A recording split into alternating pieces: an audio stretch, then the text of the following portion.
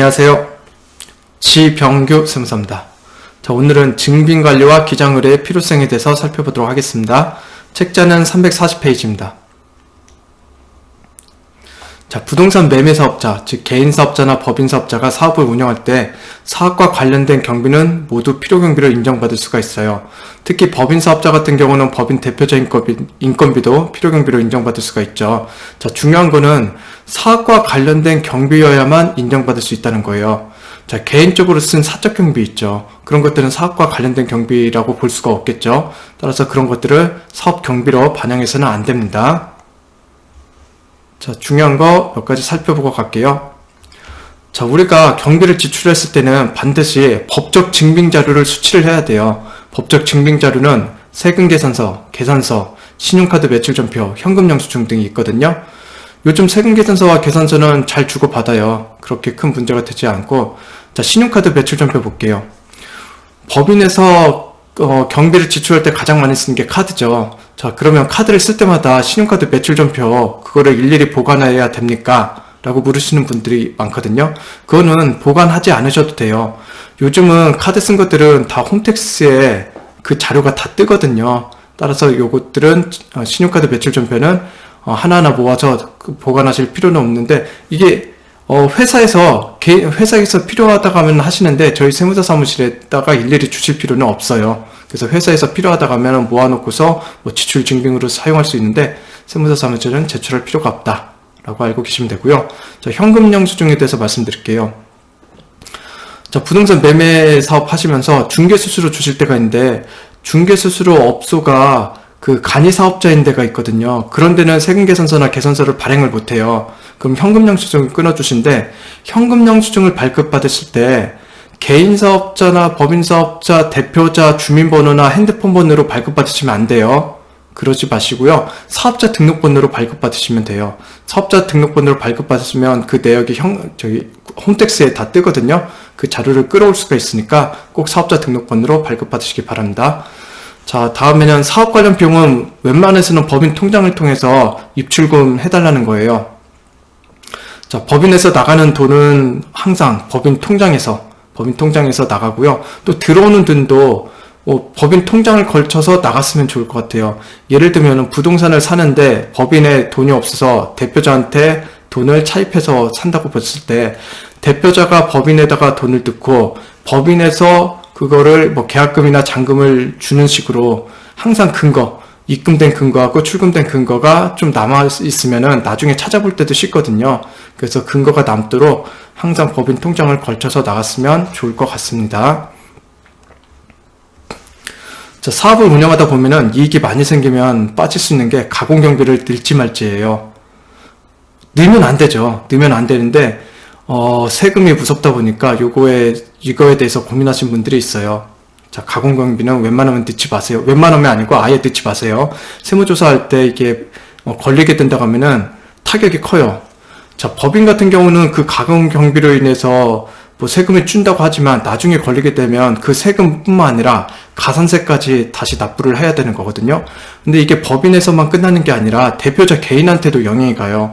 개인한테 영향이 가서 종합소득세도 다시 내셔야 되고, 내실 때 또 가산세까지 물기 때문에 가공경비에 수취한 금액보다 나중에 다시 더 뱉어내는 금액이 오히려 배로 이상 커질 수 있기 때문에 가공경비는 아예 수취하지 말으셔야 됩니다. 자, 경비 중에서 좀 보고 넘어가야 할 것들, 중요한 거, 우리가 좀 이거는 반영하지 않았으면 하는 것들을 좀 살펴보고 갈게요. 자, 인건비 보면은 고령의 부모님이나 실제 사업장과 원거리에 있는 친척들 넣으시는 분들이 있거든요. 자, 요거 세무조사 나왔을 때 100% 아마 문제가 될 거예요. 그러니까 요런 것들은, 이런 인건비는 넣지 않으셨으면 좋을 것 같고요. 자, 복리후생비나 접대비 볼게요. 접대비는 부동산 매매하면서 그렇게 크게 지출될 일은 없을 것 같아요. 그래서 접대비는 괜찮을 것 같고, 근데 복리후생비, 부동산 매매하시는 분들은 근로자가 거의 없거든요. 대표자 혼자이거나 아니면 없거나 이래요. 그러면 복리후생비 같은 경우는 대표자 혼자밖에 없는데 너무 많이 계상됐다. 요거는 딱 드는 생각은 사적으로 너무 많이 썼다고 밖에 들지가 않아요. 그러니까 복류생비 너무 많이 쓰지 않으셨으면 좋겠어요. 그러니까 개인적으로 쓰실 것들은 개인카드 쓰시지 법인카드로 자꾸 쓰시는 분들이 있는데 그러지 좀 않으셨으면 좋겠습니다. 자, 차량 유지비 볼게요. 부동산 매매업 하시면서 차량이 한 대면 충분하지 않을까요? 근데 어떤 분들은 두세 대 듣고서 그걸 경비 처리하시는 분들이 있으신데 이것도 나중에 세무조사 때 문제될 소지가 충분히 있는 거죠. 자, 차량은 한 대.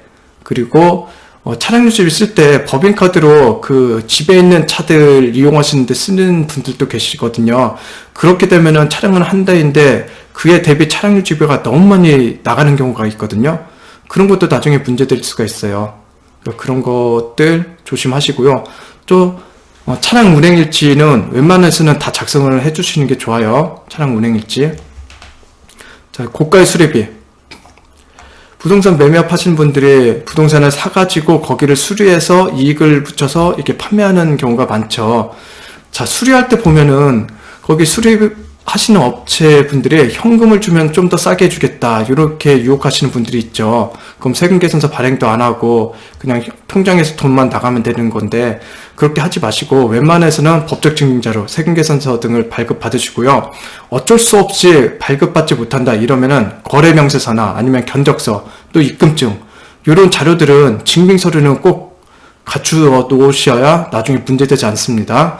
딸랑 현금만 통장에서 돈만 입금했다 아무런 근거 자료 없이 그렇게 지출된 것들은 나중에 문제 소지가 있어요. 그래서 항상 증빙 자료를 갖춰 놓으셔야 돼요. 자, 이런 것들이 있고요. 이번에는 부동산 매매 사업자는 기장을 꼭 의뢰해야 합니까? 라는 주제에 대해서 살펴볼게요. 자, 실무하다 보면은 이거 물어보시는 분들이 좀 있거든요. 자, 결론적으로 말하면 복식부기의 의무 대상자는 기장을 꼭 하실 수밖에 없어요. 그럼 복식부기의 의무자가 누구냐? 법인 사업자는 무조건 복식부기 대상자고요. 개인 사업자는 업종에 따른 기준 금액을 초과했을 때 복식부기 의무 대상자가 되거든요. 그럼 부동산 매매업은 기준 금액이 3억 원이에요. 이 기준 금액이 뭐냐? 단기준 이익이 아니고요. 매출액을 말하는 거예요. 그럼 부동산 매매 같은 경우는 부동산을 한번 팔면은 금액이 크잖아요. 그러면 3억을 초과하는 경우가 대부분이에요.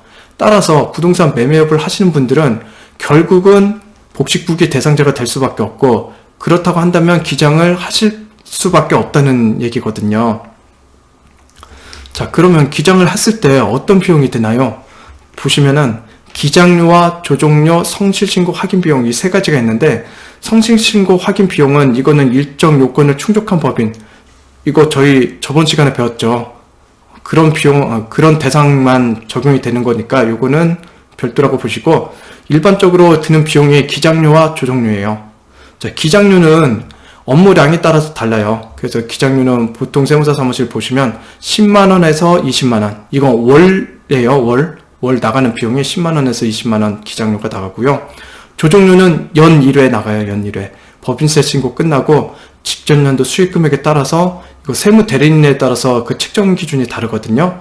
그래서 요거는 뭐 픽스되어 있는 건 아니에요. 그래서 기장료는 매월 나가는 돈이고 조정료는 연 1회 1년에 한 번 나가는 돈이다. 이런 것들이 지출됩니다. 그럼 기장료와 조정료를 내가 들여가면서 기장을 했을 때 혜택이 없느냐? 혜택이 있으니까 하겠죠. 자, 먼저 첫 번째가 결손금이 2월 결손금 공제가 가능해요. 우리 2월 결손금은 10년 동안 2월에서 이익 났을 때 상기 처리할 수가 있다겠죠.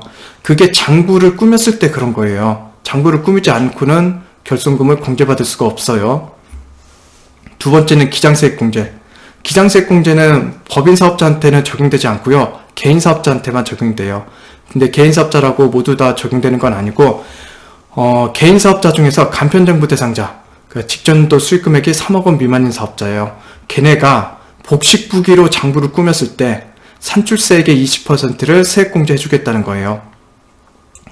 자, 개인 사업자 중에서 간편장부 대상자가 복식부기로 장부를 꾸몄을 때 산출세액의 20%를 세액공제 해주겠다. 기장세액공제고요. 세 번째는 재무제표가 산출되죠. 장부 기장을 맡기면은 그 세무사 사무소에서 재무제표를 산출해줘요. 근데 요거가 나중에 부동산 매매하시는 분들 보시면은 금융기관으로부터 대출받을 때 꼭 재무제표를 보내달라고 요청이 들어와요. 근데 본인이 기장을 안 맡기게 된다고 하면 본인이 직접 장부를 꾸민다고 하면은 재무제표 저런 것들을 산출하기가 어렵거든요. 그래서 기장을 의뢰해서 재무제표가 어떻게 산출되면은 그 대출 받을 때 그냥 전화하셔가지고 어느 은행에다가 좀 서류 좀 보내달라고 하면 보내드리거든요. 그러니까 이게 혼자서는 어려운 거고 기장을 했을 때 좀 혜택 받을 수 있는 것 같아요.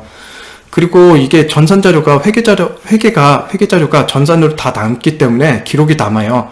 그러니까 자기네 기업, 나의 법인 사업자에 대한 기록이 매년 축적이 된다고 보시면 되죠. 그 기록을 이제 세무사 사무실, 기장 의뢰한 곳에서 가지고 있기 때문에 내가 언제든지 그 자료를 들춰볼 수가 있다는 혜택이 있는 거죠. 자, 네 번째가 수시로 세무 상담이 가능하다는 거예요. 이게 가장 큰 혜택이 아닐까 봐요.